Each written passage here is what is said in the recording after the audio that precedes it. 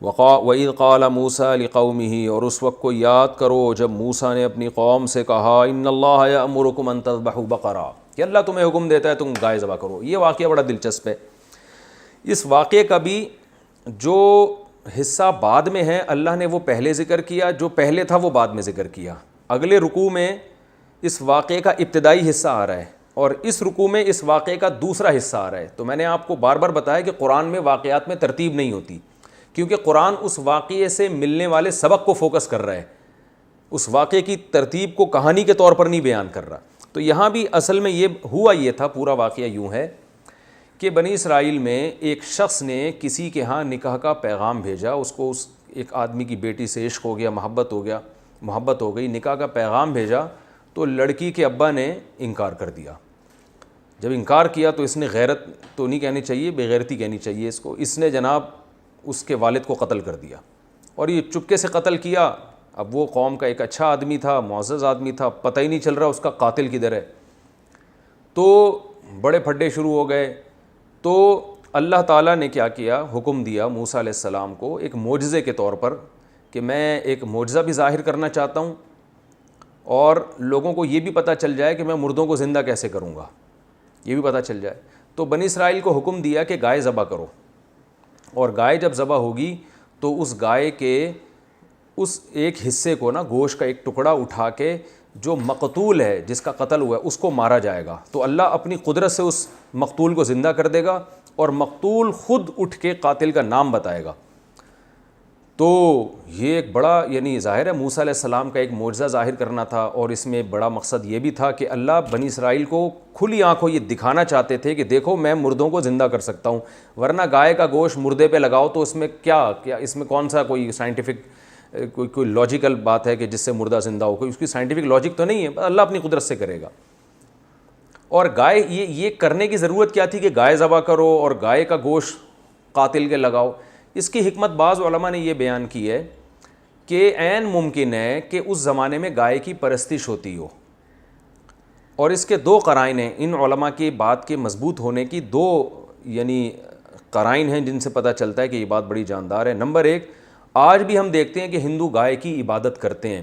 تو اس سے ہمیں پتہ چلتا ہے کہ قوم ایک ایسی گزری ہے ماضی میں جو گائے کو معبود سمجھا کرتے تھے، اور یہ اسی کے اثرات ہیں ہندوؤں میں جو گائے کی پرستش ہو رہی ہے۔ اور اس کی تائید اس واقعے سے بھی ہوتی ہے کہ موسیٰ علیہ السلام جب تورات لینے کے لیے کوہ طور پہ گئے ہیں تو پیچھے بنی اسرائیل نے گائے کا بچھڑا بنا کے سونے کا اس کی پوجا کرنا شروع کر دی، حالانکہ جو مشرک ہوتے ہیں وہ بتوں کی پوجا کرتے ہیں، گائے کی عام طور پہ نہیں کرتے۔ تو اس سے بھی پتہ چلتا ہے کہ فرعون کے دور میں گائے کی پوجا پاٹ کا کوئی نظام رہا ہوگا۔ تو اللہ تعالیٰ کا عین ممکن ہے کہ یہ حکمت ہو اس میں کہ یہ چونکہ ایسی قوم میں رہے ہیں جہاں گائے کو مقدس سمجھا جاتا ہے، تو ان کے دل میں توحید کو راسخ کرنے کے لیے ان سے گائے ذبح کروائی جائے، کیونکہ عملی طور پر تو یہ ایک خدا کے قائل ہو گئے ہیں کہ ایک اللہ ہے، ہم اللہ کے سوا کسی کو نہیں مانتے۔ لیکن آپ خود سوچیں نا، جب جیسے کوئی ہندو ہمیشہ گائے کی عبادت کرتا رہا ہو، اب اگر وہ اسلام قبول بھی کرے گا تو اس کے لاشعور میں گائے کا کچھ نہ کچھ تقدس بیٹھ جائے گا، اور اب اس سے آپ بکری ذبح کرنے کا کہیں کر دے گا اور اس سے آپ کہیں کہ اونٹ نہر کرو کر دے گا، لیکن جب گائے پہ چھری پھیرنے کی بات آئے گی تو سوچیں کہ ساری زندگی جس کی عبادت کی ہو تو چھری پھیرتے ہوئے تھوڑا سا وہ ڈرے گا، ایک لاشعور میں ہوتا ہے انسان کے۔ تو اللہ تعالیٰ نے عین ممکن ہے، میں عین ممکن اس لیے کہہ رہا ہوں کہ یہ کوئی اس بارے میں صحیح حدیث موجود نہیں ہے ہمارے پاس، لیکن علماء کا قول ہے جس کی تائید ہوتی ہے ان چیزوں سے جو میں آپ کے سامنے پیش کر رہا ہوں۔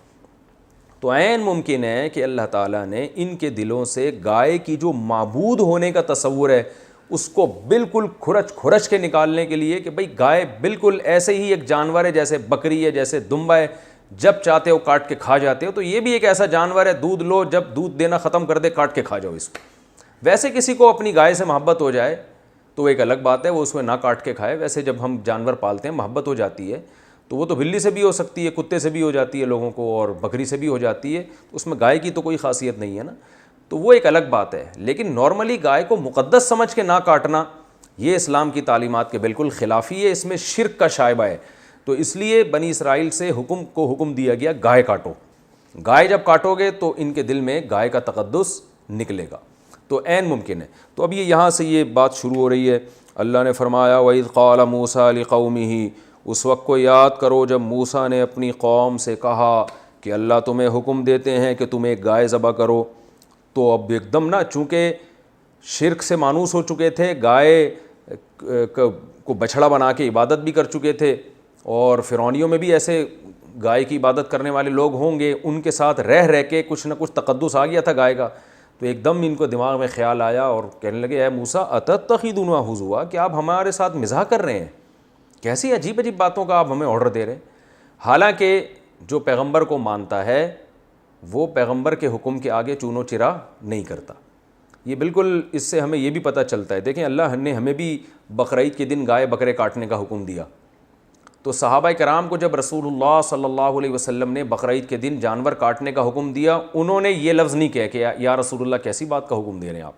بلکہ فوراً بڑھ چڑھ کے انہوں نے قربانی کرنا شروع کر دی۔ تو یہ فرق تھا صحابہ میں اور بنی اسرائیل میں۔ تو ہم بھی اگر اپنے آپ کو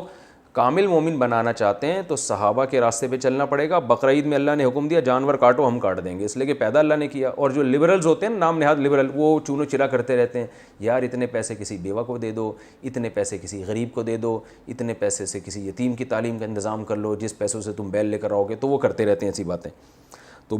بنی اسرائیل بھی کہنے لگے اتتخذونہ ہزوا، یہ کس قسم کا آرڈر دے رہے ہیں آپ؟ نماز کا حکم دیں، روزے کا حکم دیں، سمجھ میں آتا ہے، گائے کاٹنا کیا ہے؟ تو اتتخذونہ ہزوا، کہ آپ ہمارے ساتھ مذاق کر رہے ہیں۔ حضرت موسیٰ کو غضب آیا کہ میری قوم کیسے بات کر رہی ہے مجھ سے۔ قال موسیٰ علیہ السلام نے فرمایا اعوذ باللہ ان اکون من الجاہلین، میں اللہ کی پناہ مانگتا ہوں اس چیز سے کہ میں جہالت والی بات کروں،